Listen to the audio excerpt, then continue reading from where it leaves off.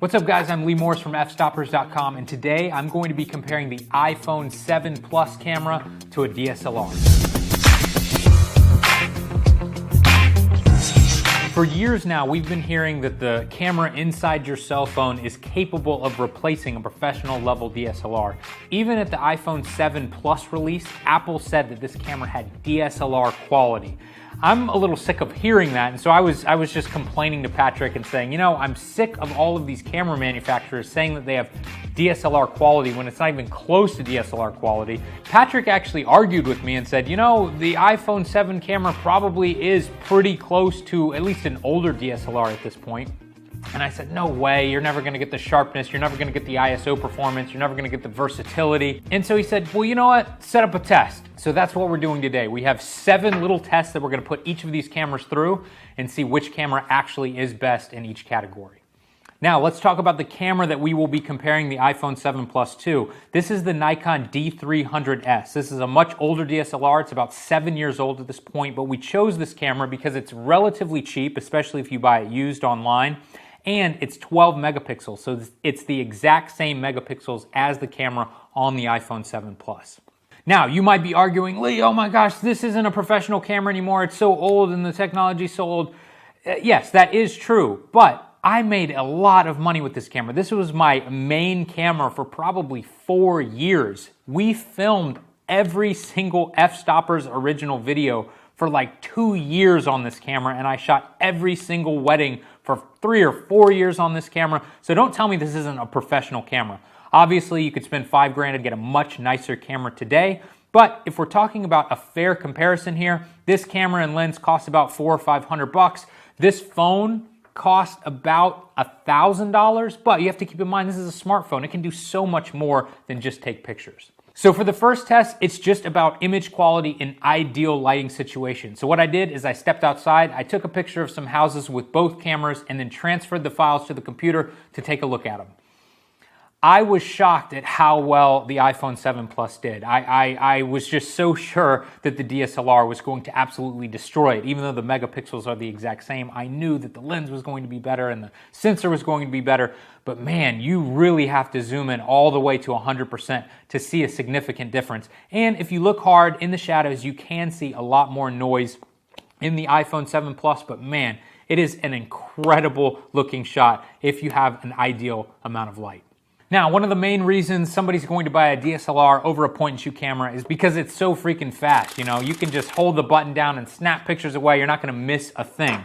However, there is a burst mode on the iPhone 7 Plus as well that is actually even faster. The D300S shoots at 7 frames a second, whereas the iPhone, I'm not exactly sure what the spec is, but we did the math. It seems to be around like 15 frames a second. So what I did is as I got on my electric skateboard and went back and forth, and you can see here with the D300S, we got about 7 shots. But with the iPhone, we got 16 different frames as I whizzed by. However, you will notice that with the DSLR, we were able to change the settings manually to get crisp, sharp images, whereas with the iPhone and the native app, I cannot manually choose the shutter speed and aperture on my own. So therefore, the camera did not know what shutter speed to use, and I'm blurry in each shot. So although I did get more frames with the iPhone, the images were better out of the DSLR. Now, another reason that people are going to buy a DSLR over a smaller camera is because they love that shallow depth of field. The idea is that you could shoot somebody's face and then it quickly goes out of focus and you have that beautiful bokeh in the background. Now, the iPhone 7 has a portrait mode that allows you to create that shallow depth of field look using dual lenses and using some sort of computer algorithm. So let's put that to the test next. So I took the first photo of Patrick with the DSLR, and as you can see, I'm getting some really nice shallow depth of field. I then used the iPhone in portrait mode, and I took the shot. The cool thing about portrait mode with the iPhone is it takes both images, one with shallow depth of field and one as a standard mode. Now, if you look at these all the way zoomed out, I have to say I'm very impressed with the way that the iPhone 7 Plus performed. I thought that this was just going to be some sort of Snapchat filter where it just finds your face and blurs everything out. It is not like that at all. It is actually using both lenses to determine depth, and it does a really good job of adding this fake shallow depth of field. If you look around his hair, you will notice that there's some issues. but man, it looks really good. And if you're just putting this on Facebook or Instagram, nobody is going to notice that you didn't shoot this with a DSLR. Now, one other issue that we've noticed is that the ISO performance on the longer lens, remember this camera has 2 lenses built in, and when you take a picture in portrait mode, it uses the longer lens. The ISO performance is much worse with the telephoto lens rather than the wide lens. And so even though it was still daytime outside, it was a little overcast, it was starting to get a bit darker, and if you zoom into these shots, you will notice that the DSLR image looks far superior to the iPhone shot. And I think that's just because we didn't have quite enough light outside to be using the telephoto lens. Now, you may be wondering about the ISO performance of the wide angle lens, and so was I. So to test both of these cameras in low light, what I did was I opened up the crawl space underneath Patrick's house and I took some photographs of him sleeping there. To my surprise, the iPhone 7 Plus camera, when it's wide, when it's using the wide angle lens, is actually incredible. It is so much better than I thought it would be. And it looked dark under there, but you know, as I'm taking the picture on the phone, I was thinking, this looks pretty good. Obviously, it's a little grainy, but it looks pretty good. I still did not think that it would beat the DSLR because obviously I have manual control over the DSLR. Now, I have a 2.8 aperture lens here, so I shot this at 2.8, 1/30th of a second, ISO 3200. I cannot believe I'm saying this, but it got beat in a low light performance test with a very expensive 2.8 aperture lens to a cell phone. That is unbelievable. And I know what you're saying, but Lee, this is an older camera, and yes, of course it is, but man, the sensor in this camera is huge compared to the sensor in this iPhone. And this is a pretty expensive lens. The fact that it's a 2.8 aperture zoom lens, this is considered a pro lens, and it's still lost to this phone. I was definitely shocked with that one. Now, the next test isn't going to be fair at all because this was one of the first DSLRs ever to be able to shoot video, but I did want to do it just for the sake of this video. And so what I did was I took a video clip with the Nikon D300S. This camera shoots at 720p, and it's a really bad 720p. And then I took the exact same clip in 4K with the iPhone 7 Plus. There's absolutely no comparison here. The iPhone destroys the Nikon camera, and even if you want to upgrade your camera to one of the highest end DSLRs today, very few of them are shooting 4K. So in many cases, when it comes to video, the iPhone is still shooting better video than very expensive DSLRs, including the DSLR that we're shooting on right now, the Nikon D750. Next up, let's talk about versatility. I don't think cell phones are ever going to replace the versatility of DSLRs when it comes to their lens choices. You're obviously not going to have like 200 lenses on the back of this camera that can work whenever you want them to. However, there are so many other things that the iPhone can do that a DSLR can't do. It's very difficult to say that hands down the DSLR wins. And there's so many apps coming out all the time, including currently new apps that are coming out that allow you to shoot in RAW with the iPhone. It's very difficult to say that one is significantly more versatile than the other right now. And as time goes on, I think cell phones are only going to get better.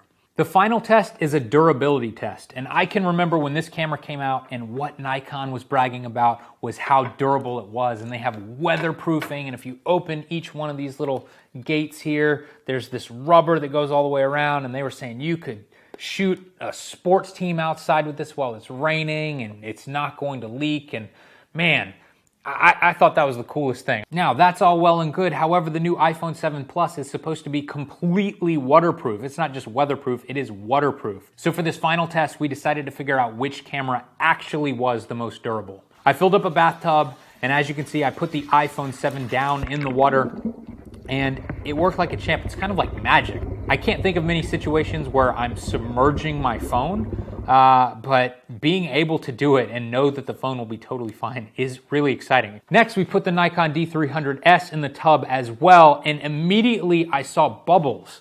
So the weatherproofing wasn't working as well as I had hoped. Maybe it's worn down over the last few years, but it did seem to take on some water immediately, whereas the iPhone was surviving perfectly fine.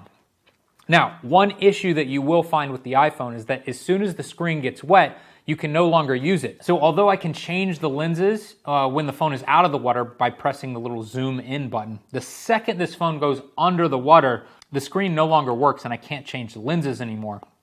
However, you can change lenses under the water with the DSLR. So as you can see here, I was able to take the lens off, but again, it was flooded with water and we had more bubbles. And then at that point, the camera, I don't know what happened, but it just didn't turn on anymore. So at this point, our camera wasn't working anymore. We had to stop all of our tests. However, I think that we came up with a decent conclusion here.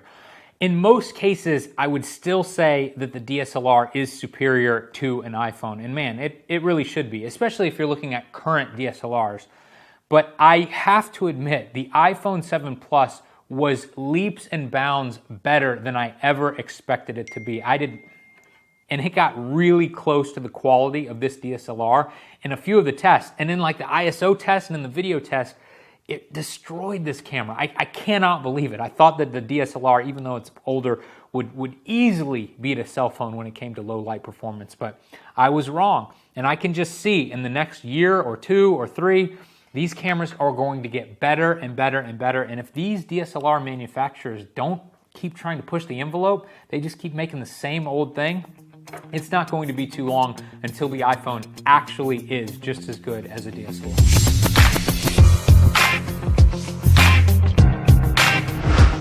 Guys, I hope you enjoyed that comparison. If you'd like to learn more about photography, head over to fstoppers.com. And if you'd like to learn about the highest level of professional photography and you'd like to learn from some of the best photographers on the planet, head over to fstoppers.com/store to check out some of our premium photography tutorials.